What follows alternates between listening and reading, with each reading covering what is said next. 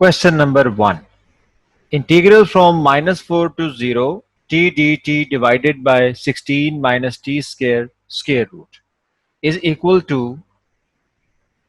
0, divergent, -4, +4। ये divergent से भी आपको हिंट मिल रहा है कि ये जो इंटीग्रल है ये बेसिकली इम्प्रॉपर इंटीग्रल है, क्योंकि अगर आप t को -4 पुट करते हैं तो -4 स्क्वायर 16, 16 माइनस 16 0, ये डिनोमिनेटर में 0 हो जाएगा। इससे पहले आपने देखा था कि 2011 के पेपर में improper integral of first kind का एक क्वेश्चन था। अब आप नोट करें कि अब improper integral of second kind का क्वेश्चन है। मैं आपको थोड़ा सा रिपीट कर देता हूं कि इम्प्रॉपर इंटीग्रल्स क्या होते हैं। ये आपके पास रीमान इंटीग्रल है a to B F of x D X. इस पे आप दो बड़ी स्ट्रॉन्ग कंडीशन लगाते हैं। एक आप ये कहते हैं कि ये जो interval of integration A B है ये फाइनाइट होना चाहिए। दूसरा आप कहते हैं कि एफ आपका जो फंक्शन है ये इस इंटरवल में बाउंडेड होना चाहिए।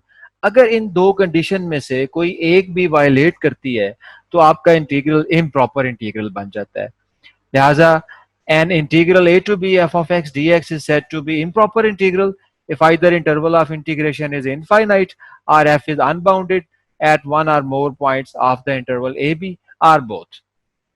तो इस सूरत में आप इसको इम्प्रॉपर इंटीग्रल कहेंगे। इम्प्रॉपर इंटीग्रल की आगे दो टाइप्स हैं। Number 1, improper integral of first kind. अगर इंटीग्रल में a टू b जो इंटरवल है ये इनफाइनाइट हो जाए तो आप कहते हैं ये फर्स्ट काइंड का इंटीग्रल है। यानी an integral a to b f of x dx is said to be improper integral of first kind if either a is equal to minus infinity, यानी a अगर माइनस इंफिनिटी हो जाए तो ये minus infinity से b बन जाएगा, और b is equal to plus infinity तो फिर ये a से इंफिनिटी हो जाएगा, और बोथ या minus infinity to plus infinity दोनों आ सकते हैं।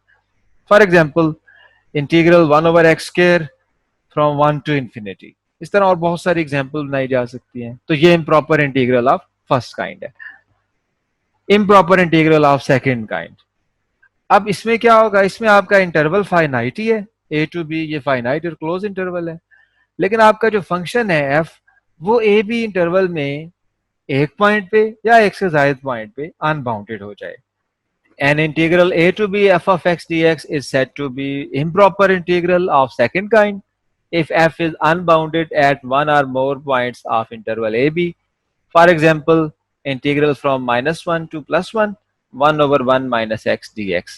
अब इसका इंटरवल फाइनाइट है -1 to +1, लेकिन जब आप x को 1 पुट करेंगे तो ये अनबाउंडेड हो जाएगा बिकॉज डिनोमिनेटर 0 हो जाएगा। इसी तरह आपका जो गिवन इंटीग्रल है ये भी आप देखिए तो ये सेकंड काइंड का इंटीग्रल है, क्योंकि -4 to 0 ये फाइनाइट इंटरवल है, लिहाजा ये improper integral of first kind नहीं है।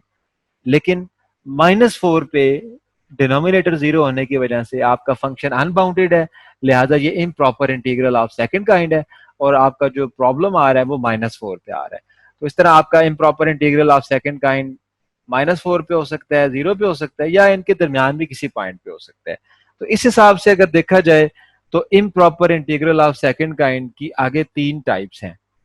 फर्स्ट टाइप ये है कि आपका फंक्शन ए पॉइंट पे अगर अनबाउंडेड है, उसका हल क्या है, फिर उसका हल ये है कि आप लिखेंगे a to B F of x D x is equal to limit t approaches to A plus, यानी right limit at a, integration t integral from t to B F of x D x. अब ये आपके पास Riemann integral बन जाएगा और आप इसे एक सिंपल वे में सॉल्व करेंगे। सॉल्व करने के बाद आप लिमिट फाइंड करेंगे T approaches to A plus.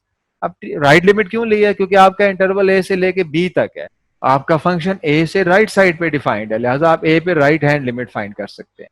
इसी तरह अगर आपका फंक्शन बी पर अनबाउंडेड हो जाए तो आप लिखेंगे a to B F of x D x equal to limit t approaches to a minus left hand limit at a integral a to t f of x D x. क्योंकि अब आपका function ए से B तक defined है, B के left side पे defined है, तो आप just left hand limit find कर सकते हैं।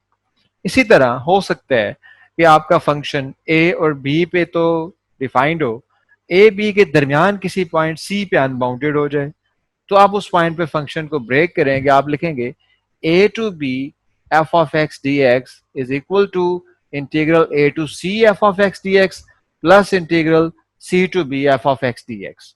और आप इसे इसी तरह से 1 और 2 की तरह से सॉल्व करेंगे और दोनों की लिमिट्स फाइंड करेंगे। अब क्योंकि यहाँ पे आप लिमिट ले रहे हैं, आप जानते हैं कि जरूरी नहीं है कि लिमिट की वैल्यू एग्जिस्ट करे, limit may or may not be exist. अगर लिमिट एग्जिस्ट करती है तो आप कहेंगे आपका जो इम्प्रॉपर इंटीग्रल है ये कन्वर्जेंट है, और अगर ये लिमिट एग्जिस्ट नहीं करती तो आप कहेंगे जो इम्प्रॉपर इंटीग्रल है ये डाइवर्जेंट है। लिहाजा इम्प्रॉपर इंटीग्रल्स के केस में कन्वर्जेंस और डाइवर्जेंस का भी प्रॉब्लम आता है। अब हम इसे सॉल्व करते हैं। -4 to 0 t dt 16 minus T square, ये improper integral of second kind है और फंक्शन अनबाउंडेड है -4 पे। लिहाजा हम यूज करेंगे limit x approaches to -4 plus, यानी राइट लिमिट एट -4, और -4 की जगह आप एक वेरिएबल x यूज कर लेंगे, x to 0 t dt over 16 minus T square square root. Integrate कर लें, इसे पावर रूल लगाने के लिए 16 माइनस टी स्केयर का डेरिवेटिव बनता है -2t, आप इसे -2 से मल्टीप्लाई और डिवाइड कर लें, ये आ जाएगा -2t और ये -1/2। अब इसका डेरिवेटिव कंप्लीट हो गया है। अब आप इस पे पावर रूल लगा दें, तो ये आपके पास बन जाएगा -1/2 limit x approaches to -4 plus, और -1/2 में 1 ऐड हो जाएगा, ये बन जाएगा 16 minus T square power 1/2 over 1/2 limit from x to 0।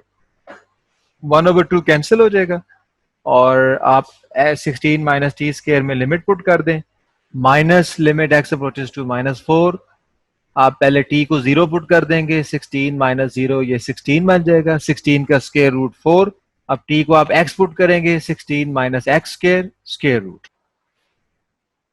अब आप x की लिमिट पुट कर दें -4, माइनस इंटू 16 का square root 4 minus 16 minus X की जगह -4 करेंगे, -4 का स्केयर 16, तो ये 16 माइनस 16 0 हो जाएगा, आपके पास जस्ट ये रह जाएगा -4। So correct option is C -4। अब जब आप पीपीएससी लेक्चरशिप की तैयारी करें तो आप याद से कैलकुलस के अंदर जो एक्सरसाइज है इम्प्रॉपर इंटीग्रल्स की वो ज़रूर करें, और उसमें बहुत अच्छी एग्जांपल है, गैमा फंक्शन की भी एग्जांपल है कि वो भी इम्प्रॉपर इंटीग्रल है, और इसी तरह आप रियल एनालिसिस में से इम्प्रॉपर इंटीग्रल्स का पूरा एक चैप्टर है उसे आप अच्छी तरह कर। क्वेश्चन नंबर 2, ये एफएससी फर्स्ट ईयर लेवल का क्वेश्चन है, बल्कि आपके लिए एक बोनस क्वेश्चन है। The period of the function a cos omega t plus b sin omega t is option A omega by 2 pi, option B 2 pi omega, option C omega by 2 pi, option D 2 pi by omega. ये आपकी खुशकिस्मती है कि दोनों functions का period same है। What is period of a function? A smallest positive number p is called period of a function f if f of t is equal to f of t plus p for all values of t. For example, आप जानते हैं कि sine cos सीकेंड को सीकेंड का period 2 पाई है, जबकि tan और cot का पीरियड पाई है। अब इसे सॉल्व करते हैं हम। Let f of t is equal to a cos t plus b sin t. Let f of t is equal to a cos omega t plus b sin omega t. अब हम इस definition को use करते हुए इसका period find करते हैं। आप जानते हैं कि cos का और sin का पीरियड 2 पाई है, लिहाजा जब आप इसमें 2 पाई ऐड करेंगे तो value will remain same.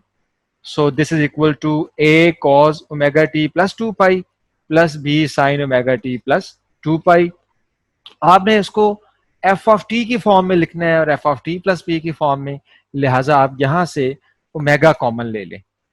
Omega आप कॉमन लेंगे तो ये बन जाएगा a cos omega t plus 2 pi by omega plus b sine, omega common लेंगे तो t plus 2 pi by omega, and this is equal to f of T plus 2 pi by omega, क्योंकि अब आपके पास टी के बजाय t plus 2 pi by omega आ रहा है। इसका मतलब ये है कि f of t is equal to f of t plus 2 pi by omega, and this t is arbitrary, so it holds for every value of t, this shows that this 2 pi by omega is actually the period of this function. So hence period of a cos omega t plus b sin omega t is 2 pi by omega, and the correct option is D, 2 pi by omega. यहाँ पे आप एक shortcut भी use कर सकते हैं. Cos का period 2 पाई है, तो अगर आप देखें एंगल का मल्टीपल आ गया आपके पास ओमेगा टी, तो उससे क्या होगा, अगर ओमेगा मल्टीप्लाई हो रहा है तो वो पीरियड से जाके डिवाइड हो जाएगा, तो ओमेगा टी आ जाएगा, तो उसका पीरियड बन जाएगा 2 पाई बाय ओमेगा. अगर टी बाय ओमेगा आ जाता तो फिर आपका पीरियड क्या हो जाता, आपका पीरियड हो जाता ओमेगा इंटू 2 पाई. इसी तरह आप देख लें कि अगर कोई स्केलर मल्टीपल आ जाए कॉज या साइन का, इसी तरह आप देख लें कि अगर ट्रिग्नोमेट्रिक फंक्शन का कोई स्केलर मल्टीपल आ जाए तो उसका उसके पीरियड पे कोई असर नहीं होता. यानी यहाँ ए मल्टीप्लाई हो रहा है लेकिन इस ए का इसके पीरियड के साथ कोई ताल्लुक नहीं. यहाँ पे इंटरेस्टिंग बात ये होगी कि अगर आपके पास दो ऐसे फंक्शन आ जाएं जिनका पीरियड अलग अलग है, तो फिर आपको देखना पड़ेगा कि उनके सम का पीरियड क्या होगा. इसी तरह ये भी बड़ा इंटरेस्टिंग होगा कि अगर ये एंगल आपका क्वाड्रेटिक हो जाता टी में, omega T square plus T plus 1, तो फिर आप किस तरह से इसका पीरियड कैलकुलेट करें. So answer is 2 pi by omega and correct option is D, 2 pi by omega. Next question vector analysis में से हैं, हम चंद चीजें रिवाइज कर लेते हैं. The vector differential operator del is defined as del is equal to partial by partial xi, partial by partial yj, partial by partial zk. इसमें ijk आ रहा है, इसलिए इसे हम वेक्टर डिफरेंशियल ऑपरेटर कहते हैं. वेक्टर डिफरेंशियल ऑपरेटर किसी भी स्केलर या वेक्टर पे कैसे अप्लाई होगा. Let phi be a scalar point function and v be a vector point function, then we have the following definitions. Number one, gradient of phi. What is gradient of phi? Gradient of phi is equal to del phi. यानी आपका vector operator जो है del, ये phi पे operate हो जाएगा. This is equal to del partial by partial X I, partial by partial Y J, partial by partial Z K. ये phi पे किस तरह से ऑपरेट होगा, ये बन जाएगा partial phi by partial X I plus partial phi by partial Y J plus partial phi by partial Z K. तो आप देख सकते हैं कि gradient of a scalar is a vector because it involves ijk. So this is the gradient of phi is vector. And what is gradient of phi? Gradient of phi gives the rate of change of a scalar along x, y and z axis. Now divergence of a vector. Vector पे del दो तरह से apply हो सकता है, dot product के साथ भी और क्रॉस प्रोडक्ट के साथ. So what is divergence of V? Divergence of V is del dot V. आप डेल और वी का डॉट प्रोडक्ट ले लेंगे, ये डेल की वैल्यू है, डॉट ये वी की वैल्यू है, v1 v2 v3. अब ए आपको पता है डॉट प्रोडक्ट में क्या होता है, ये कंपोनेंट मल्टीप्लाई हो जाते हैं, तो एक किस्म के यहाँ पे ये ऑपरेटर, ये पार्शियल डेरिवेटिव अप्लाई हो जाएंगे. Partial v1 bye partial x plus partial v2 by partial y plus partial v3 bye partial z. तो अब आप देख लें कि जो डाइवर्जेंस ऑफ v है, ये डॉट प्रोडक्ट होने की वजह से ये स्केलर है. So divergence of a vector is a scalar quantity. Next है कर्ल ऑफ v. इसको रोटेशन भी कहते हैं. This is del cross v and this is the cross product of del and v. Determinant की form में आप इस तरह लिख सकते हैं, आई के फर्स्ट रो में आप डेल के कंपोनेंट लिख देंगे, partial by partial X, partial by partial Y, partial by partial Z, और थर्ड में आप लिख देंगे वेक्टर v के components v1 v2 v3. Now this is very important. If gradient of a scalar point function is 0, then phi is said to be constant with respect to coordinate axis. And if divergence of a vector is 0, then vector v is said to be a solenoidal vector. And if curl of the vector is 0, then vector is said to be the irrotational vector. Question number 3. Vector A आपको given है minus 4x minus 3y plus az I unit vector, bx plus 3y plus 5z j unit vector, 4x plus cy plus 3z k unit vector is irrotational when a b c are. Given यह है कि vector A irrotational है, आप ए B C की value find करें.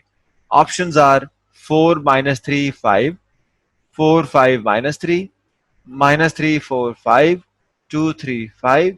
ये ए B C की respective values है. अभी आपने देखा है कि irrotational वेक्टर कब होता है. A vector A is said to be irrotational if del cross A is equal to zero. आप डेल क्रॉस ए फाइंड करेंगे, उसे जीरो के इक्वल पुट करके ए बी सी की वैल्यूज फाइंड कर लेंगे। ये हमारे पास डेल क्रॉस ए है। डेल क्रॉस ए के लिए हम डिटर्मिनेंट सॉल्व करेंगे, आई जे के, डेल के कंपोनेंट्स और फिर ए के कंपोनेंट्स, और इरोटेशनल की वजह से आपके पास डेल क्रॉस है ये जीरो हो जाएगा। अब आप इसका डिटर्मिनेंट ओपन कर लें, I unit vector and partial by partial Y of 4x plus C Y plus 3z। इसका आप partial derivative with respect to Y लेंगे तो ये 4x, x और z कांस्टेंट होंगे, 4x जीरो हो जाएगा, सी वाई का डेरिवेटिव c आ जाएगा, 3z ये भी जीरो हो जाएगा, तो ये यहाँ पे ये c आ जाएगा माइनस। अब आप पार्शियल बाय पार्शियल z लेंगे B X plus 3y plus 5z का, तो एक्स वाई कांस्टेंट होंगे, ये जीरो हो जाएगा, 5z का पार्शियल डेरिवेटिव ये 5 आ जाएगा, तो ये बन जाएगा c minus 5 minus j partial derivative of 4x plus C Y plus 3z।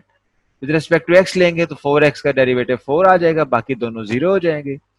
फिर partial by partial z of minus 4x minus 3y plus az, तो पहले दोनों जीरो हो जाएंगे, z ए जेड का पार्शियल डेरिवेटिव a आ जाएगा, तो ये 4 minus a plus k unit vector partial by partial x of B X plus 3y plus 5z। इसका पार्शियल डेरिवेटिव लेंगे तो ये b आ जाएगा, yz जीरो हो जाएंगे। इसी तरह partial by partial y of minus 4x minus 3y plus az, x और z पहले फैक्टर जीरो हो जाएंगे, और विद रिस्पेक्ट टू y ये माइनस 3 आ जाएगा, तो माइनस माइनस ये प्लस हो जाएगा। जीरो वेक्टर है आपके पास, जीरो वेक्टर को आप जीरो आई प्लस जीरो जे प्लस जीरो के लिख सकते हैं। नाउ कंपेयर द आई जे के components, c minus 5 equal to 0, it gives c is equal to 5. a minus 4 equal to 0, it gives a is equal to 4. b plus 3 is equal to 0, it gives b is equal to minus 3. So आपके पास answer आ गया है 4 minus 3 5, 4 minus 3 5, and the correct option is A. Question number 4. Vector v आपको दिया हुआ है minus 4x minus 6y plus 3z minus 2x plus y minus 5z 5x plus 6y plus az is solenoidal vector for a is equal to a आपने find करना है। अब सोलिनोइडल vector कब होता है, जब डेल डॉट v यानी divergence zero हो जाए। a के लिए पॉसिबल वैल्यूज दी हुई हैं, a is equal to 1, a is equal to 2, a is equal to 3, a is equal to 4. Now what is solenoidal vector? A vector v is said to be solenoidal vector if del dot v is equal to 0. इसमें आप values put कर देंगे। So now del dot v is equal to 0, ये आपके पास del की value आ गई, dot ये v की वैल्यू आ गई। तो डॉट प्रोडक्ट में क्या करेंगे आप, partial by partial x apply हो जाएगा x कंपोनेंट पे, तो इस पे आप इसका partial derivative with respect to x आप लें तो ये -4 y और z जीरो हो जाएंगे, so we get -4। Next partial derivative with respect to y लेना है आपने, x और z जीरो हो जाएंगे। ये यहाँ पे टाइपिंग मिस्टेक है, सिर्फ y आना है, y का partial derivative with respect to y लेंगे तो ये 1 आ जाएगा। उसके बाद 5x plus 6y plus az का partial derivative with respect to z लेंगे तो x और y जीरो हो जाएंगे, az का partial derivative with respect to z ये a आ जाएगा। सो आपके पास आ जाएगा -4 प्लस 1 प्लस a, तो ये बन जाएगा a -3 उधर जाके +3 हो जाएगा, so a is equal to 3 and correct option is C, option 3। Question number 5. Integral from origin 0 to point 21 in the first quadrant of the plane of 10x4 minus 2x y cube dx minus 3x square y square dy along the path x4 minus 6x y cube is equal to 4y square is option A 56, 60, 62, 64। आपने ये integral calculate करना है इस path के along, origin से लेके 2 1 तक आपने इसको इंटीग्रेट करना है। If the integral is in the form mx plus n dy where my is same as nx, then by the fundamental theorem of calculus the given integral is independent of the path। हम check कर लेते हैं कि यहाँ पे जो my है वो nx के इक्वल है या नहीं। So now compare this with m dx plus n dy, then m is equal to 10x4 minus 2xy cube n is equal to -3x² y²। m का पार्शियल डेरिवेटिव आप with respect to y लेंगे तो ये बन जाएगा -6xy²। With respect to y लेंगे तो x वाला फैक्टर 0 हो जाएगा और -2x एज इट इज, ये कांस्टेंट है। y³ का डेरिवेटिव 3y² तो ये -6xy² बन जाएगा। n is equal to -3x²y², इसका partial derivative with respect to x लेंगे तो -3x² का 2x y² as it is तो ये -6xy² बन जाएगा। Now you can see that my is equal to nx। Therefore the integral is independent of the path, लिहाजा आपको इस पाथ की जरूरत नहीं पड़ेगी, आप अपनी मर्जी से कोई पाथ चूज करके इसको इंटीग्रेट कर सकते। अब आप 0 से 2 1 पे अपनी मर्जी का पाथ लें। ये आपके पास XY प्लेन है, ये पॉइंट 0 0 ये ओरिजिन है, दूसरा पॉइंट ये है 2 1। आपने 0 से 2 1 पे जाना है। तो पाथ हम इस तरह से यूज कर लेते हैं कि पहले हम 0 से ये x एक्सिस के अलोंग 2 0 पे आ जाते हैं, तो इसमें y कांस्टेंट रहेगा यानी 0 रहेगा और x की वैल्यू 0 से 2 तक जाएगी। उसके बाद हम 2 0 से वर्टिकली अपवर्ड 2 1 पे चले जाएंगे, तो इस दौरान x की वैल्यू कांस्टेंट रहेगी 2 रहेगी और y की वैल्यू 0 से 1 तक जाएगी। अब आप इसकी इंटीग्रेशन देखें, so this integral is equal to integration from 0 to 2 0 plus integration from 2 0 to 2 1। अब अगर आप देखें कि 0 से 2 0 पे जब आप जाएंगे तो आपका y कांस्टेंट है, ये 0 रहेगा, लिहाजा ये dy वाला फैक्टर तो 0 हो जाएगा और x की वैल्यू जाएगी 0 टू 2। तो ये आपके पास बन जाएगा integral from 0 to 2 10x4 minus इसमें y आ रहा है ये 0 हो जाएगा और इसमें भी y आ रहा है ये 0 हो जाएगा। तो ये बन जाएगा integral from 0 to 2 10x4 dx plus. इसी तरह सेकेंड इंटीग्रल में 2 0 टू 2 1 है, तो आपके पास x कांस्टेंट है 2 और y आपके पास 0 टू 1 जा रहा है, तो ये बन जाएगा इंटीग्रल फ्रॉम 0 टू 1। अब x की वैल्यू आप पुट कर दें, अब x क्योंकि कांस्टेंट है तो आपका dx 0 हो जाएगा, तो लिहाजा ये पहला फैक्टर 0 हो जाएगा। -3 x की वैल्यू 2 है, ये 2 पुट कर दें तो 2 का स्क्वायर 4, ये -12 हो जाएगा और ये आ जाएगा आपके पास y² -12y² dy। अब आप इसको with respect to x integrate करेंगे तो 10x5/5 लिमिट फ्रॉम 0 टू 2 -12 और y² को इंटीग्रेट करेंगे तो y3/3 लिमिट फ्रॉम 0 टू 1। अब आप इसके अंदर लिमिट पुट कर दें, ये 5 1 5 5 2 10 और 2 की पावर 5 लेंगे तो ये 32 बन जाएगा, 2 इंटू 32 ये 64 हो जाएगा, -12 माइनस ये 3 12 से कैंसिल होके -4 बन जाएगा और y में जब आप 1 पुट करेंगे तो ये 1 आ जाएगा। So 64 - 4 this is equal to 60। ये इसका आंसर है। So the correct option is B 60।